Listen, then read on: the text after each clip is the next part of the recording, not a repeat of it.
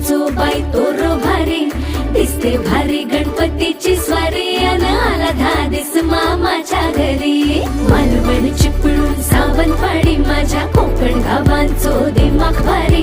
दिसते भारी गणपतीची स्वारी माझ्या कोकणा वाटे तुम्ही वलवा गाडी धमाधमान हाका गाडी माझ्या कोकणचो रस्तो नागमोडी